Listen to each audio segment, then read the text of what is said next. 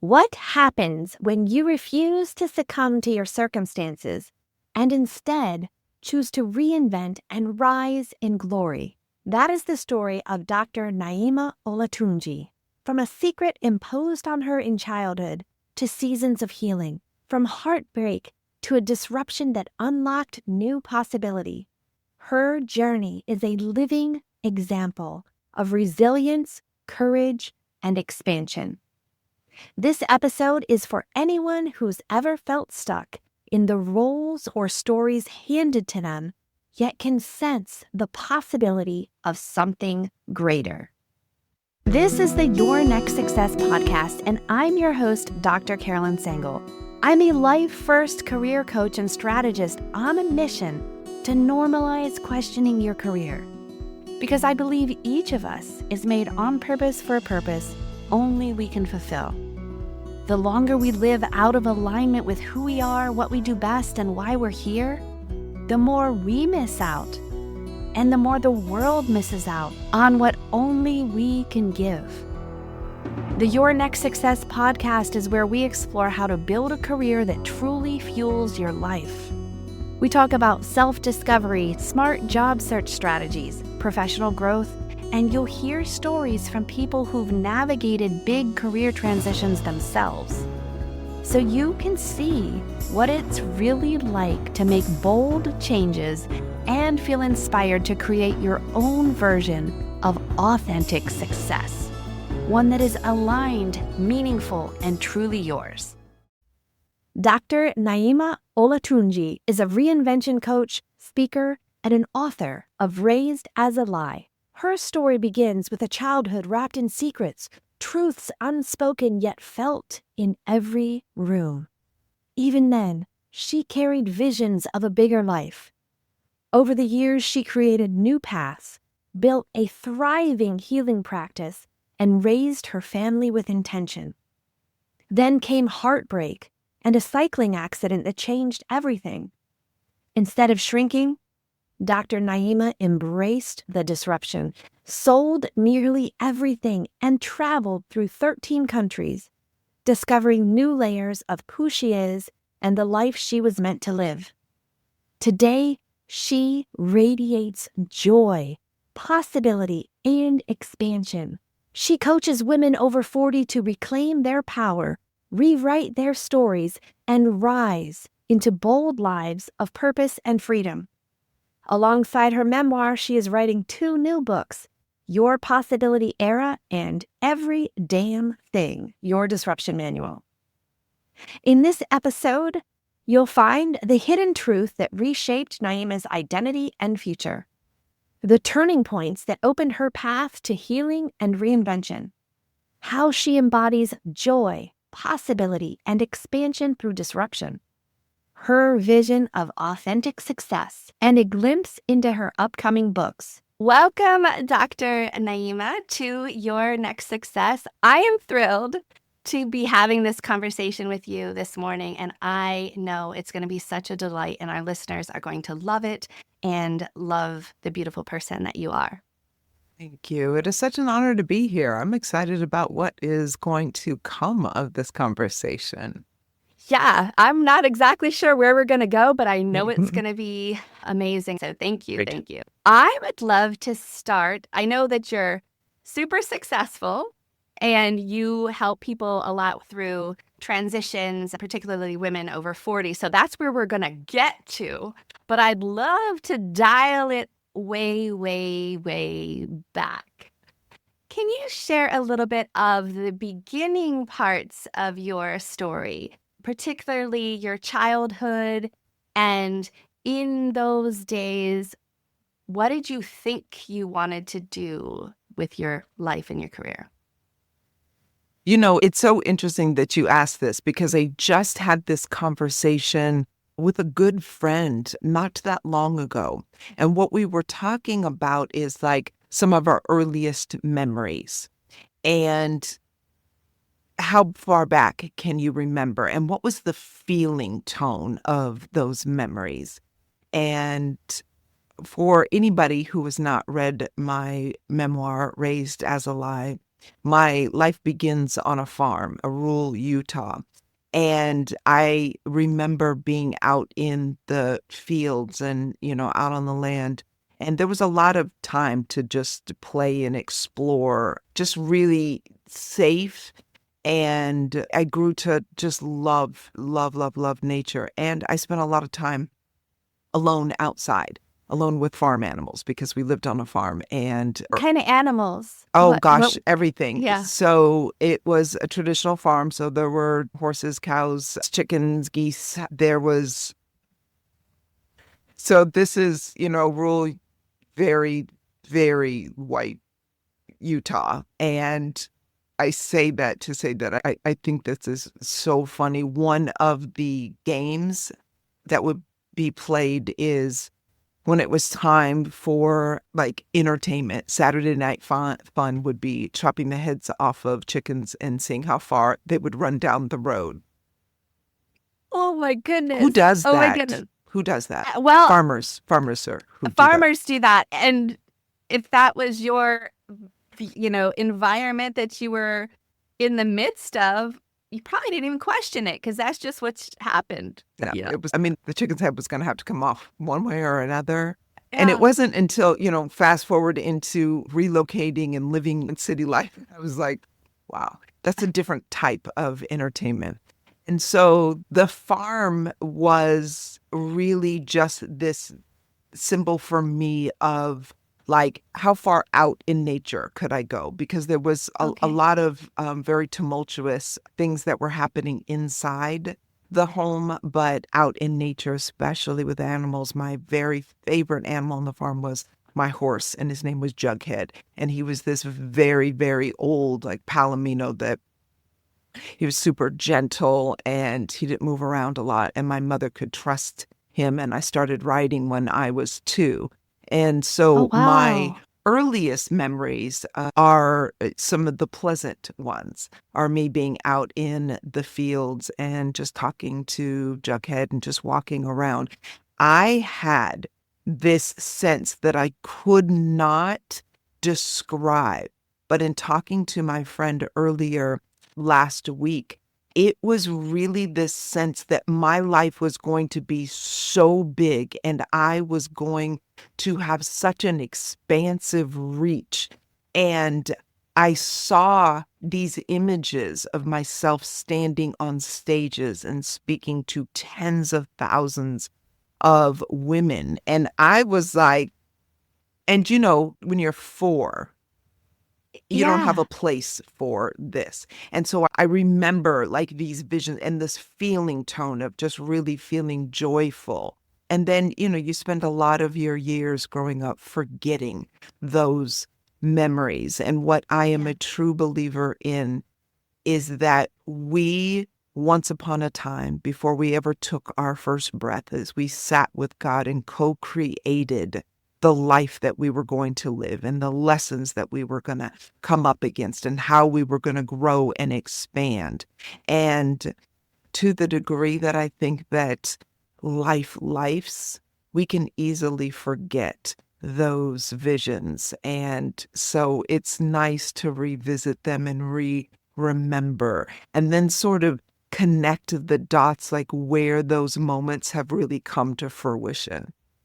Absolutely. Because I think we go through a period of learning and experiencing and then unlearning and resorting and reshifting. Okay. So sounds like some of your earliest memories were within this beauty of nature and the farm and connecting with such a beautiful creature on a soul level, even though you couldn't communicate outwardly that people would see and expect. And then what happened? Because I know a bit of your story has a whole big, deep ball of fun now. That I like that. Yeah. Yeah, Uh, absolutely. so you're on this farm, you're having these experiences that are in many, many ways beautiful. And this escape out to nature and to the beauty outside the home is giving you just a peace and visions of a grand future. And then what happened? When you went to school, were there certain subjects that you particularly were drawn to, or tell us a little bit about that? That's interesting. So I'm the little brown girl who was raised in an all-white family and went to all-white schools. And when we moved away from the rural farm in Utah, I lived in California, and we lived in all-white communities. And my family was perpetuating a lie that my mother had started, and that was that I too was white. And for anybody who was watching this video, never one day, never one day were these curls ever blonde straight, and never were my eyes blue-eyed.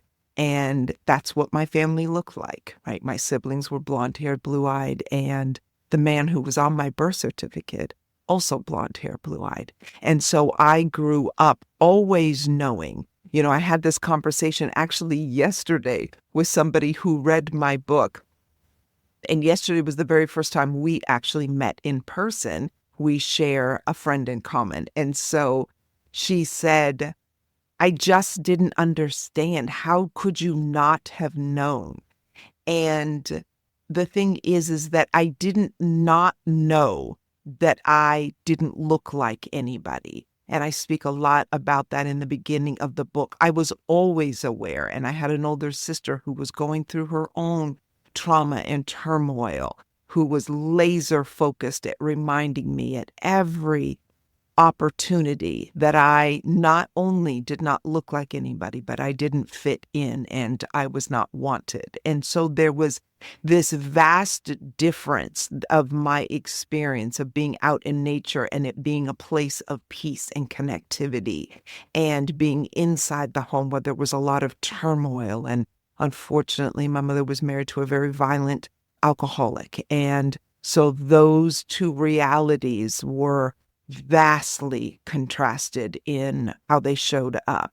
And when she finally had the courage to leave and we relocated and came to Southern California, the perpetuation of me being othered and on the outside always existed. My family loved me dearly, and they were a typical Italian family that was extremely racist. And so there was this big elephant that sat in the middle of the room, and that was me.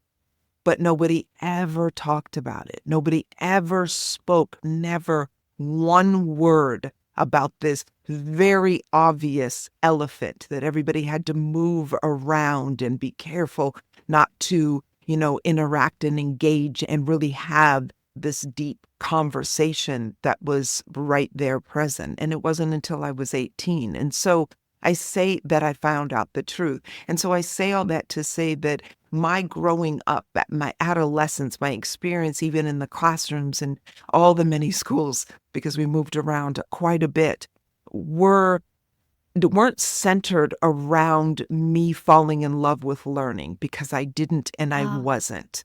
I always felt on the outside, and I had a lot of angst about being in close proximity to other kids. They weren't nice and they weren't kind, and I didn't make, friends. And it wasn't until I was in high school where I had actually developed some friends and we stayed stationary for a little while. But it was always, I was the little chocolate drop in the middle of a sea that folks that didn't look like me. And so I say that to say that, I didn't gain a love for knowledge and really developing our intellect until college, until I really sort of dove into the things that I wanted to study. And I enjoyed it later on, but in the beginning, not so much. so around the time when you were 18, you finally got a bit of confirmation of what your inner knowing was trying to tell you. And your mom admits to you, well, actually, this is such an important part of your story, though. And it's terrifying and beautiful what came afterward.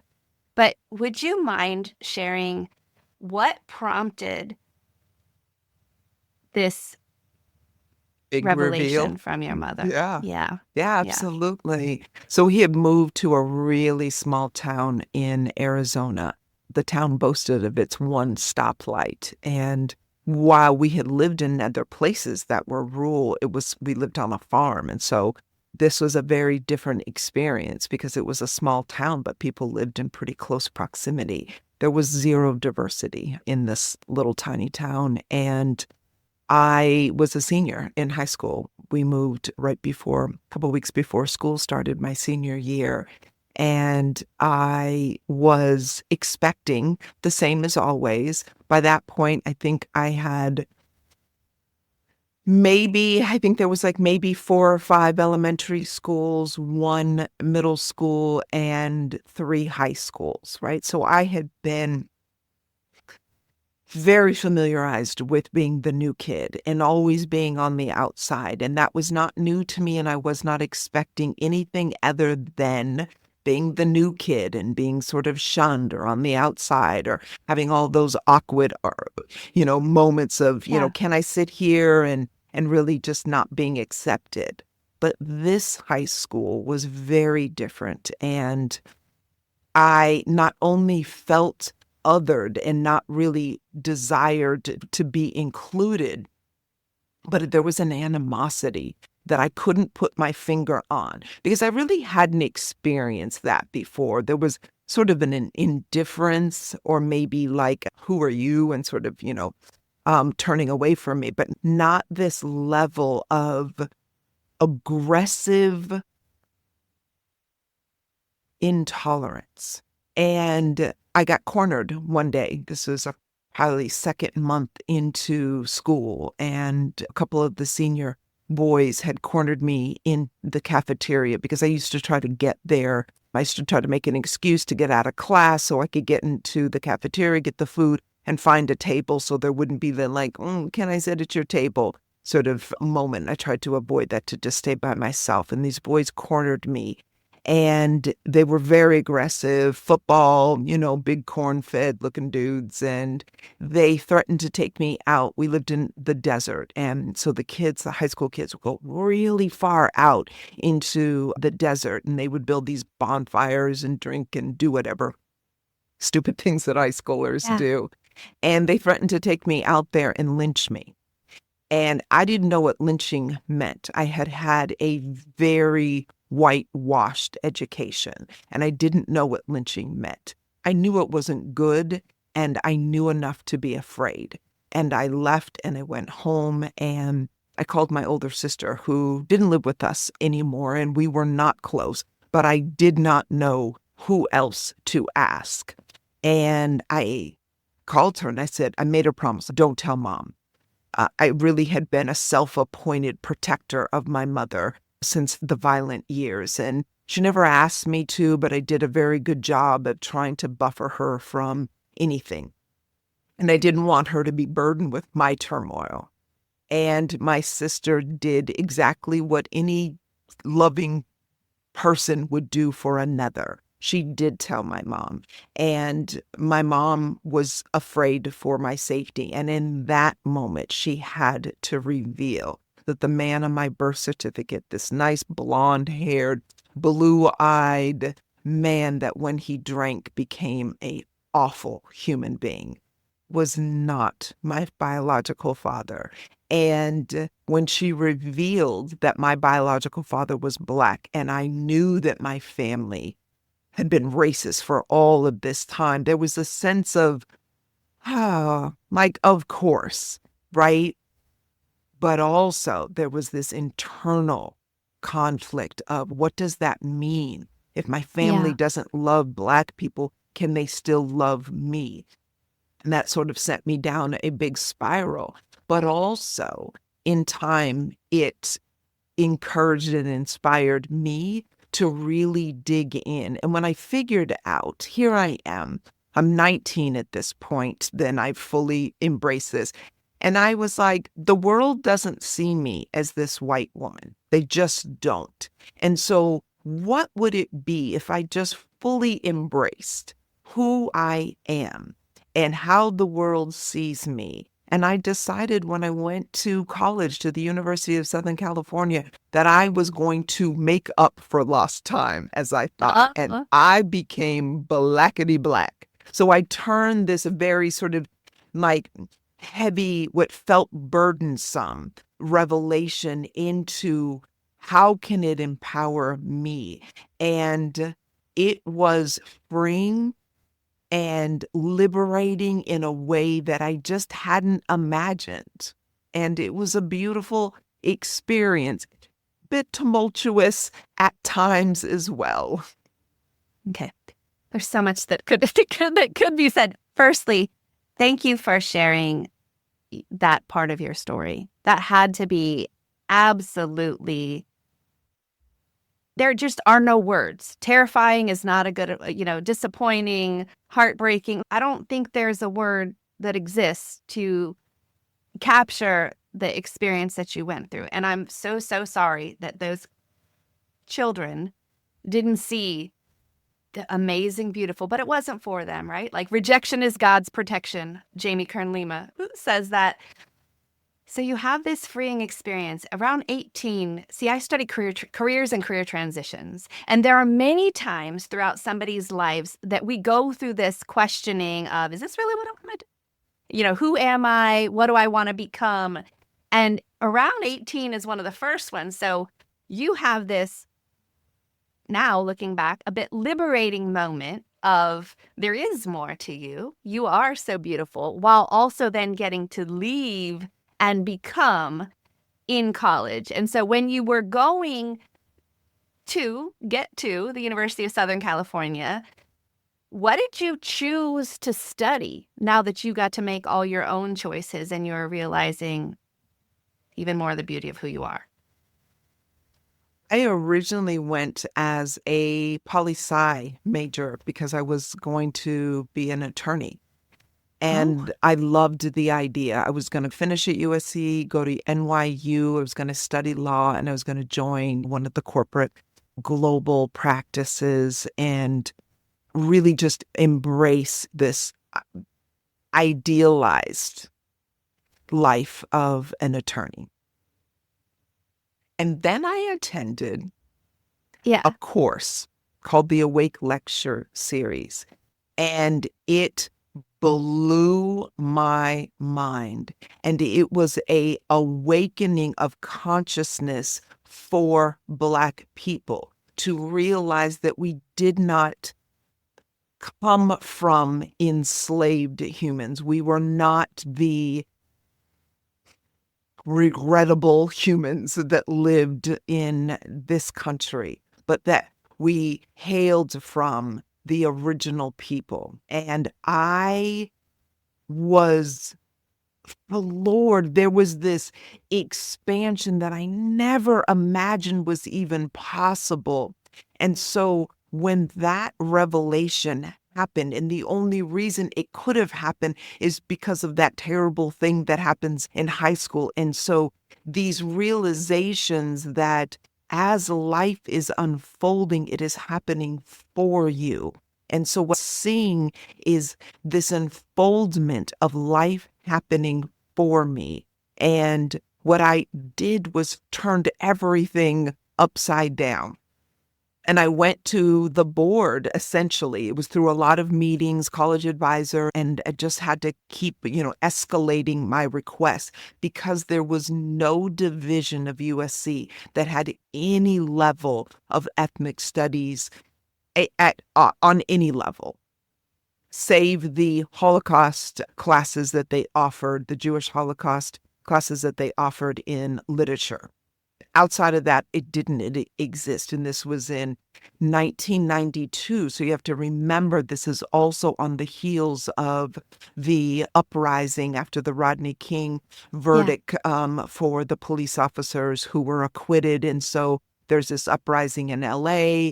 The city is on fire. And there is this beckoning that we cannot return once we came with this unacknowledgement. I think I just made up that word. And just disregard of, what was the contribution of Africans in this world and how are we showing up in this particular country. And so all of this awakening is happening at this time and I am feeling called to make a difference and wanting to desperately be a beneficial presence on the planet. And I could not see in the legal system that would acquit these men who clearly committed this heinous crime that I could participate in it. I never for once considered civil rights, being a civil rights attorney. And had I would have made a different choice.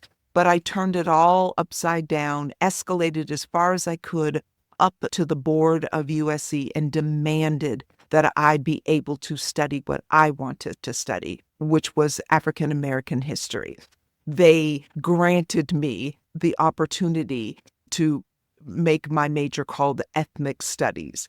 And so because they had no curriculum in place, no structure, there was no strategy around it, I just essentially went around to the university, found all the Black professors, and I was like, I want to take your class. Now, there weren't that many, and there was Wow. only Yeah. 3% of Black students on campus, but I Yeah, I was looked it up yesterday. I was determined. like, I'm thinking, how did this work out? Because I don't know that that was a very diverse campus and diverse school, but here you are trying to understand even more of who you are. And this was the environment you're in. So now you're going to bloom where you're planted.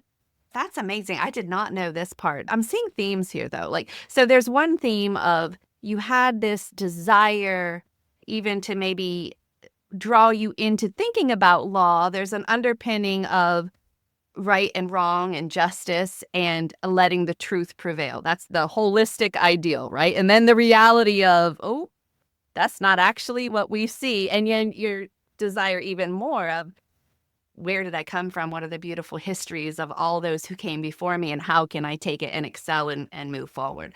So you make your own version of your major. You study what comes to you.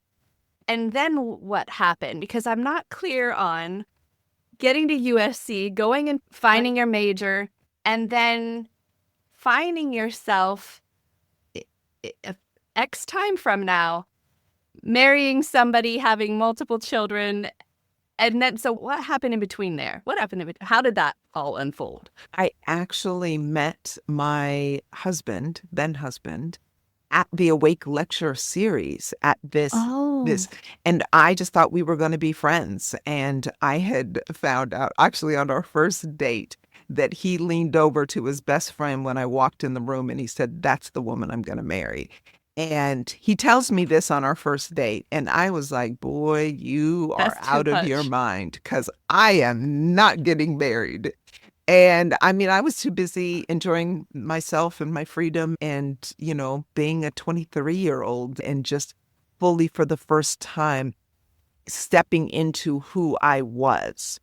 Yeah. Maybe with that viewpoint back in the day of the marriage that you saw was scary. Yeah. Well, not only did I think about like, what does it mean to be in partnership? My mother, after she divorced the man on my birth certificate, my mother was, I think her picker got really good because before it wasn't good.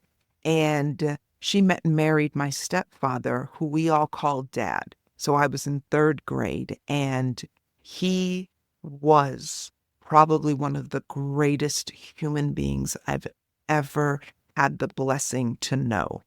To know art was to know that you saw God. He was gentle and kind and compassionate and generous to a fault. He'd take his shirt off to wrap nicely up his last dollar and hand it to you and bless you and make sure that you were laughing as you walked along your merry way. Just an incredible human being. And we got blessed to have him in our life until he shuffled off of the mortal coil right before I turned 40.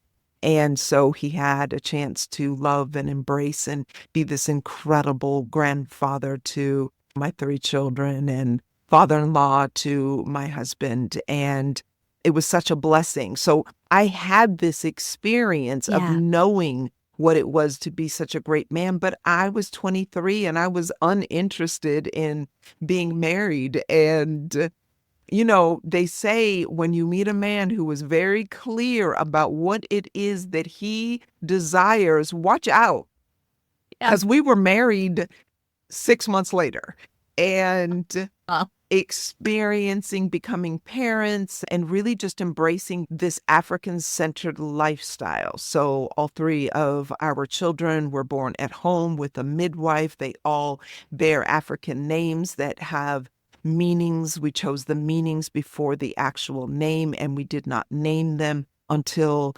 observing an African tradition until they arrive here. And we did not reveal the name until 7 days after they came, because it's time to meet this little spirit and know who they are and really just get to know this being that is coming through you, but not for you, right? And how absolutely.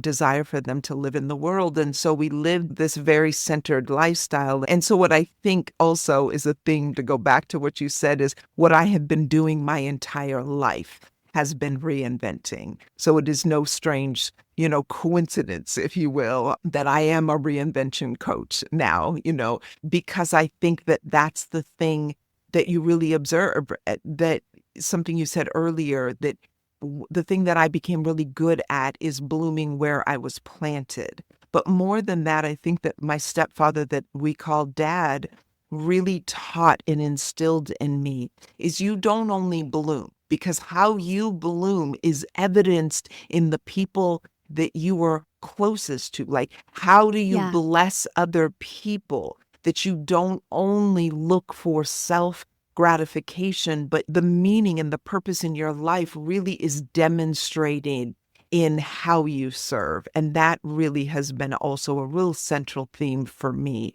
I mean, I went through my selfish years. Don't get it twisted. I had my whole moments, but that is a That's a whole desire. nother episode. Yeah. Imagine what your life would be like if your career aligned with who you are, what you do best, and actually fueled the life you want. At Next Success, we support all ages and stages through career transitions, from students exploring majors or careers to job seekers actively searching or reimagining their next move to professionals committed to self-awareness and leadership growth. Stay connected and explore what's possible at nextsuccesscareers.com and follow Next Success Method on LinkedIn, YouTube, Instagram, and Facebook.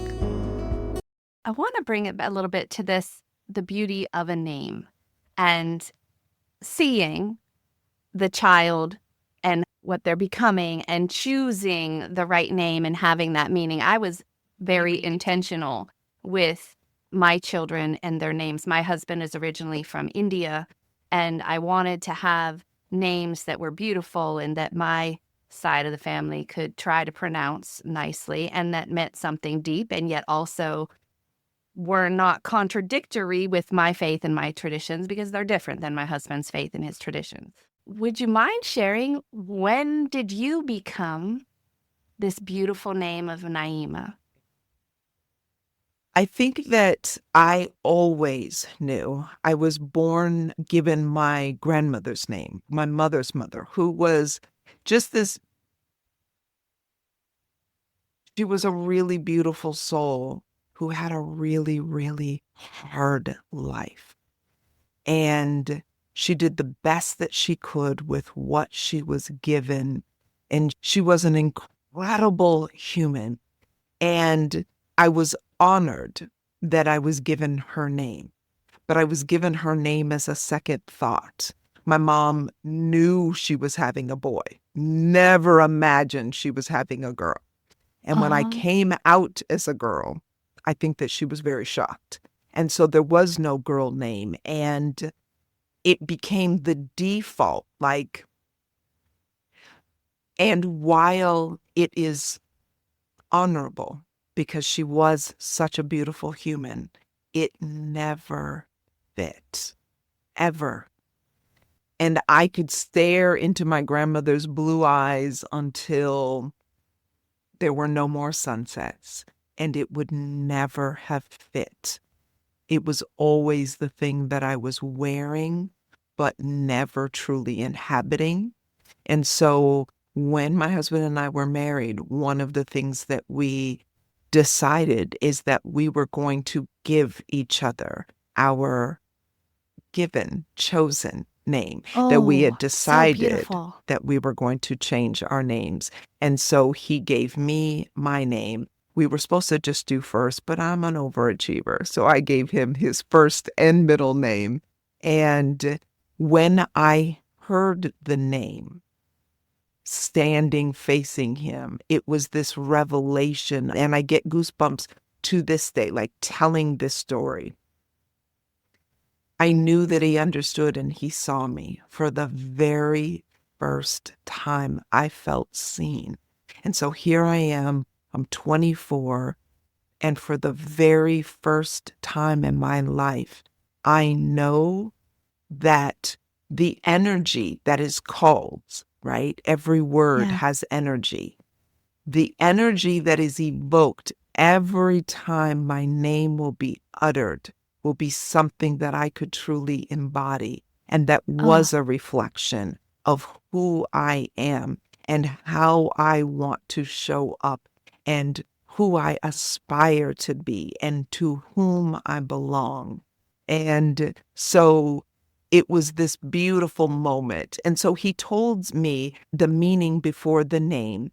And it transcends many languages, like many words, but it is kind-hearted and compassionate. In Hebrew, it's the God of all good things. It's the things that people remind you of when you forget to, when you have a temporary lapse. It's when you're being human and less spiritual. And so to be compassionate and kind-hearted and a beneficial presence on the planet, to embody those descriptions and to know that that's where my heart resides. And then when he finally said, Naeema, I had to giggle because it's the name of the song that he would play over and over when I was pregnant. And we would put oh, my belly next to these big giant speakers because it was the early 90s yeah, yeah. so that, our unborn son could listen to the beautiful sounds of John Coltrane. And Oh, he wrote this ballad. My then husband was a huge fan of jazz, and I began to love it because of him. And so John Coltrane, this very soulful jazz musician that was a horn player far before his time, wrote this ballad to his wife called Naeema. oh, And wow. it was such a beautiful moment. Oh, thank you so much for sharing that. And he saw you, he loved you, even from the first moment of seeing you. If he's, whispering over to his friend that he's going to marry you. And of course, you weren't quite sure of that plan yet, but then he became and had quite a great, brought in 3 beautiful children into the world. How did that change your trajectory from what you thought you wanted to do work-wise to then becoming a wife, becoming a mother? What did you choose to do in that? Where did you feel called to do after having your children? My experience with having my children at home with the midwife, the very first one, I was like, this is it. This is what I want to do. I want to empower other women to birth in a way that they choose, not in the way that, a medical provider chooses, not in a way that is orchestrated by a building of sick people that are being treated in a medical model, which is a sick care model, Yeah. and where it removes and deafens women's voices and it eliminates choice and puts in front of women, to do lists that have to be checked off and really treats this, amazing time, this childbearing year into, some sickness that must be medicated and Yeah, and managed. managed instead Yes, of yes, experienced and yes. expanding. And so that was my calling. And I loved the opportunity to help other women envision how that they truly intuitively believed that they should bring their children into the world. That's so beautiful. So you're assisting people with their birth experience, birth plan, even before that, bringing this child to have the best beginnings of just experiencing the beauty of the world in whatever environment that mother chose. And then you're helping other women with that. You're mom to your children. And then there was a transition that kind of happened as well. Tell us that. What then happened to help you have another chapter? When my oldest was 13, he fell off of a 5-foot cinder block wall directly onto his back on a concrete sidewalk. And he paralyzed himself. And we didn't know at the time that it was temporary, but it was. My husband was working on a work trip in New York, and we lived in Southern California, and I was home with the kids alone. And I spent 3 hours pacing the emergency room, believing that the worst had just happened. And through just this amazing grace, the doctors come out and they say, there's no internal damage. There's no broken bones. There's no internal bleeding. We don't see any reason why your son will not make a full recovery. And within a few weeks, he did. And that was amazing and incredible. And several months later, he starts developing migraine headaches that we don't associate with the fall because why would we? It's been months. He's a 13-year-old boy. He does crazy things. And when we relocated to Georgia from Southern California, he had started with these migraines. They were headaches, and then they turned to migraines. And we went the typical route, like, trying to really isolate and determine, like, what is this, and to get it properly diagnosed. And we just never were able to, and it was just months. And I watched this very, vibrant, extroverted, really gregarious child of mine really start to become withdrawn. And I spent a lot of time praying over him and just asking and pleading. And finally, a chiropractor introduced herself to me. And through this wonderful experience at this new school that I did not like, and I didn't want my kids to be there, and I was disillusioned about my desire for us to move here to Georgia, and I felt like I'd made a grave mistake. Life happens for you. And through these events that happened very quickly, my husband and I were introduced into the world of chiropractic. And what does it mean to heal from the inside out? And what does it mean to restore the brain-body connection and the communication when something is off and your body is demonstrating some sort of dis-ease? And we already knew that. We lived very holistically. We were vegetarian. We were vegan, then vegetarian. We lived very holistically. My kids were born at home with the midwife. We had an herbalist. They didn't have a traditional pediatrician, right? Like, we took herbs and supplements and, talked to energy healers and naturopaths, but none of that was helping in the migraine until we discovered chiropractic and watched through, a series of visits that not only did my son completely recover, the migraines disappeared, but like, he just began thriving again. And all I thought in this moment, having been, a mother for 13 years and had these 3 kids, like, if somebody like that could give us back health, restore, remove the interference that helped and allowed his body to restore his health, because our healing just physically and physiologically is also the same that we all know to be true about emotionally and spiritually. Like, our answers are within. We live in a world that sort of thrives on this outside in approach, but truly everything comes from within. And after watching what I felt was a miraculous healing, I was like, sign me up. I want to do that.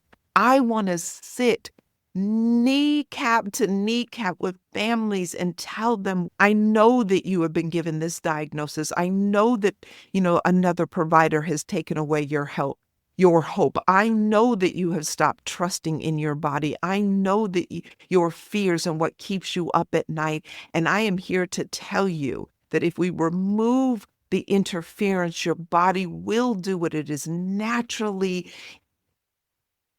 designed to do, which is to heal. And so I went on to become a chiropractor and helped thousands of people over my decade of practice, watching them regain and restore their own health. Oh, that is so beautiful. Thank you. So you become Dr. Naeema, you have a very successful practice, and you're helping countless lives. And then what? Because there's still a gap between then and now. So then what happened to couple events happened to make a new chapter or couple chapters? Reinvention is calling again. By this point, sadly and unfortunately, after 22 years, my marriage does end.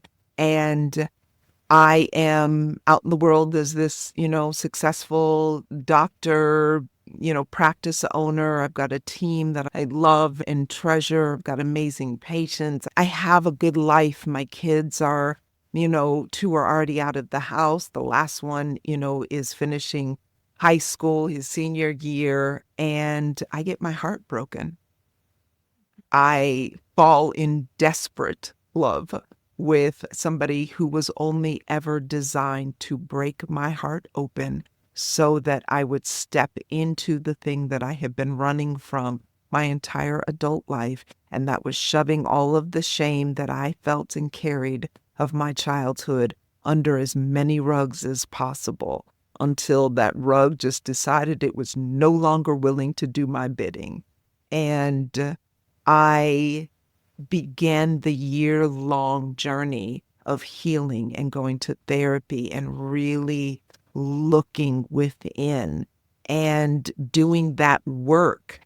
And that true capital W inner work meant that I was not the same woman that I was when I began that journey. And so what came from that year-long journey was this amazing memoir that I was able to pour everything into. And so here's this beautiful book that I now have and I can hold, and it's this baby that I have birthed. It's really like my fifth baby, right? Like I have 3 children. I birthed this practice that I love, and now I have this book of this story that is now a representative, a symbol that's representing all of my healing, and I feel incredible and amazing.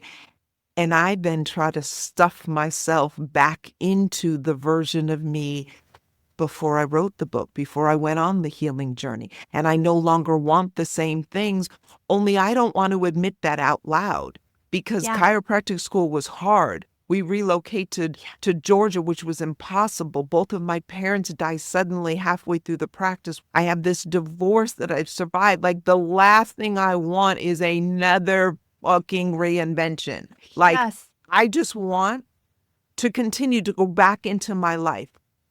Only that's not going to work. And God knows that's not going to work. And I try really hard. And God sends me little messages and he just whispers. And then the tapping gets a little bit harder and a little bit harder. And all these things are happening. And I just keep ignoring it. And then I crashed my bike. I crashed my bike. Where were you riding? I was riding on the Silver Comet Trail here in Atlanta. And I'm just moseying along and I'm thinking all is well. And it's not. Because while I love cycling and I love being outdoors and it was beautiful and it was wonderful and all of the things, God was like, you ain't listening. So I'm going to sit you down. Yeah. And I tore all the hamstrings off of the bone that you sit on. And I can no longer practice because guess what? Chiropractic is a physical job. Yeah. And during those very long, horrible, emotionally gut-wrenching nights laying in my bed after that surgery and feeling vulnerable in a way that I never had. I'd gone on this year of healing journey, like I'm a bride, I'm good. Now, what I had forgotten is that everything that I could do, I'm a doer, and I become this doer, and I had done all of these things, except that God and I had co-created this vision that I had saw when I was 4 years old, that I would be standing on stages and I would be speaking into and over women who were needing to bridge the chasm that was between what their vision was, but where they were currently, and how do they bridge that? And I can't do that from within my chiropractic practice. And so God said, you no longer are going to have this option. And I was bitter and resentful. And I was like, you could have sent me a text message, because this is some bullshit. And I finally just released. I finally let go and did the thing that I do not love, which is to surrender. And when I surrendered, Yes. I sold the practice and nearly everything I owned. And I picked up an empty passport and went on a travel journey to figure out who is Naeema without the titles, without the labels, because my kids are now out of the house. Like, who are you when you are not identified with all the things that you have picked up along the way? Who are you in countries you've never been in languages you do not speak? Who are you? And most importantly, the question I began to ask myself is, what's possible now? Yes. Oh, this is so just expansive and glorious. And we talked a week or so ago, and we could tell in our initial conversation, we could tell each of us has done a little bit of work to get to the version that we are now, and now seeing how life was happening for us, even if in the moment it sure as heck didn't feel like that. And I used to be like, come on, God, like, seriously, I need another character building thing. Like, are you kidding me? Are you kidding me? Why this? All right, I guess I'm gonna do this now. Oh, wow. Okay, this is glorious. Okay, so now we go from you're just becoming and blossoming. Each challenge, each opportunity, each everything just keeps growing your amazingness, and also uncovering who you were made to be and those things that you saw. And so now, how do you help people now? Let's help. So I have reinvented one more time, and I am now fully embraced in being a reinvention coach. Like, I help other women who were or are where I was, and Yes. have this dream and or this idea, or maybe just a little tickle. There's just a little tingle. There's a little something that they know that is inside that is beckoning them forward. And I help you bridge the gap. I help bring those two pieces together. I help in a way that is meaningful and not surface. And I get blessed by the opportunity to stand in the gap with you, Yes. because I think this is the thing we have all become enamored with. And it is simply this: I want to get over, I want to get to, I want to be on the other side of this.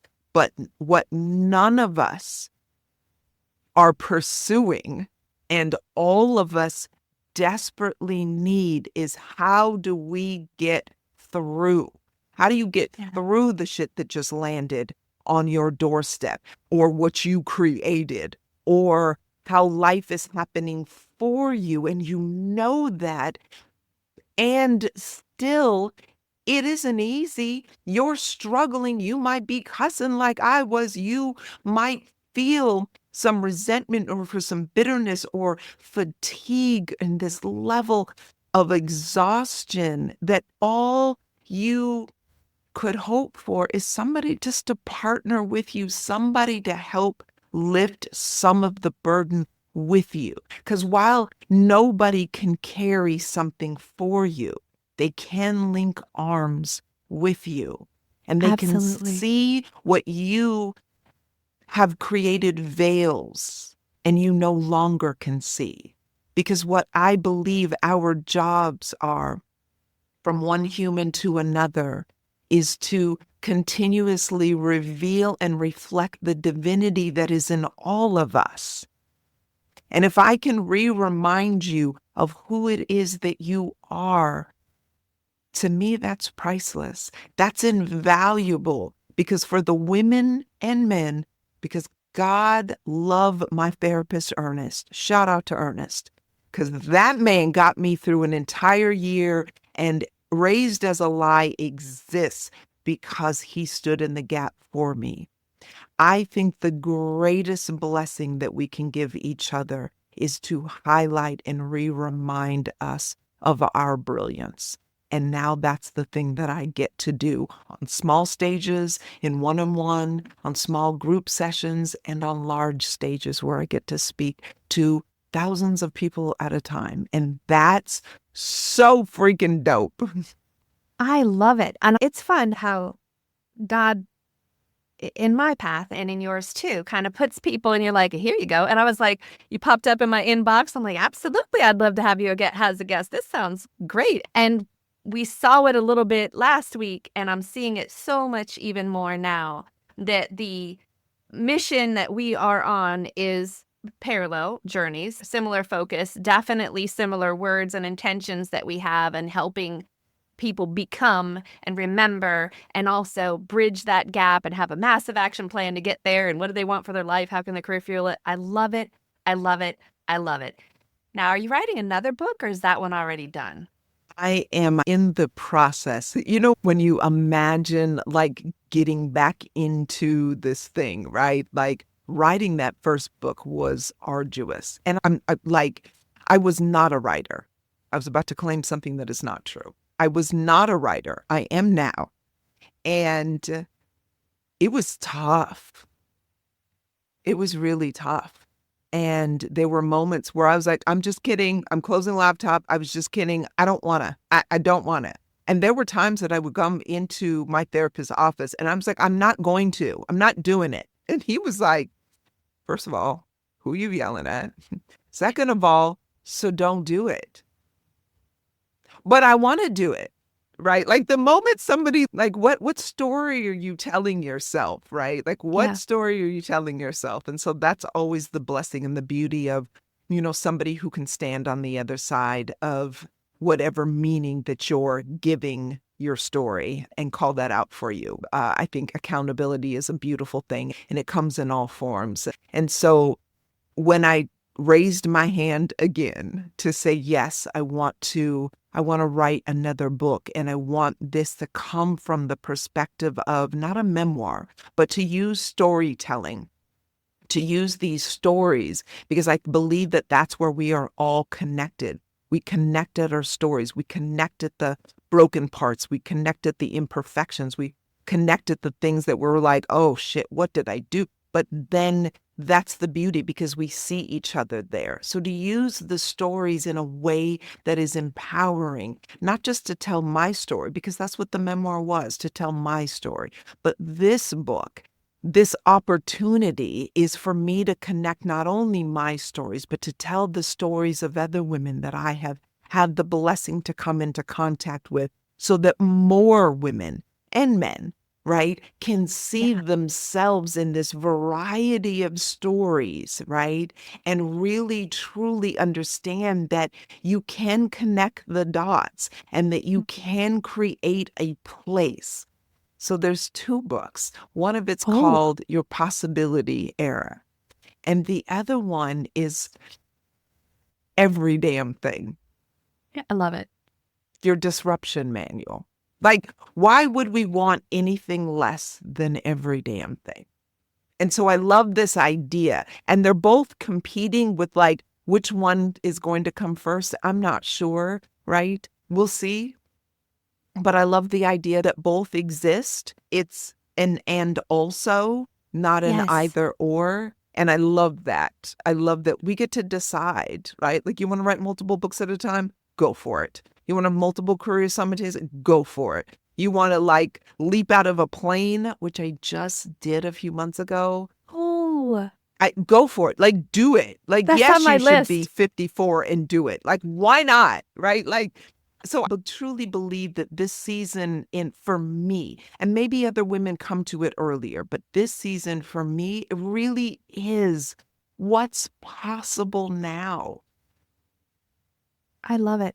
Couple questions. How do people find you? How do they work with you? And then I'll have one more. Yeah, absolutely. So you can always find me on these internet streets at, let's see, Instagram, LinkedIn, and Facebook. I am Dr. Naeema is the handle. And also my website, drnaeema.com. So it's DRNAEEMA.com. Awesome. And I will have those linked in the show notes. I'm big on authentic success. And to me, authentic success is however you define it. So how do you define authentic success for you in this moment? So when I ask the question, who are you without the labels and the titles? Who are you in places that you have not already mastered? I believe it is releasing the things and the stories you have told about yourself and your successes and or your quote unquote failures. And really getting to who is the essence of you and how are you choosing to walk in the world? Because we have all lied to ourselves and to others at one point in our lives. And I believe that to the degree that we are willing to be vulnerable enough to break us down to just our essence and then tell people who you are from that perspective, I think that that's success all day long, because that's where we truly see each other. That's where I see you and you see me. Why wouldn't we want to dance on that level? Absolutely. Absolutely. Well, Dr. Naeema, thank you so much for sharing more of your story and the beauty. And I highly encourage people to go check out the books, Raised as a Lie, and the ones that are coming. We will have links in the show notes and we'll update those as those books come out. But thank you so much for sharing your story and the time with you this morning. Such an honor to be here. Thank you. Thank you. Start your own reinvention with Dr. Naeema's free Before the Rise mini journal. In just 5 reflective prompts, you'll gain clarity, release what no longer serves you, and reconnect with your deepest desires. You can download it from the link in the show notes. You can also connect with her at everydamnthing.org and follow her on Instagram, LinkedIn, and Facebook. Remember, links are in the show notes. When you refuse to succumb to your circumstances and choose to reinvent and rise in glory, you unlock the kind of success that is true, powerful, and yours alone. Dr. Naeema, thank you for sharing your courage, your story, and your joy with us today. And to our listeners, be inspired and take action. Download her journal, connect with her work, and step into your own possibility era. Here's to your next success. Thanks for listening to Your Next Success with Dr. Carolyn Sengel. Remember, authentic success is yours to define and includes aligning your career to support the life you want.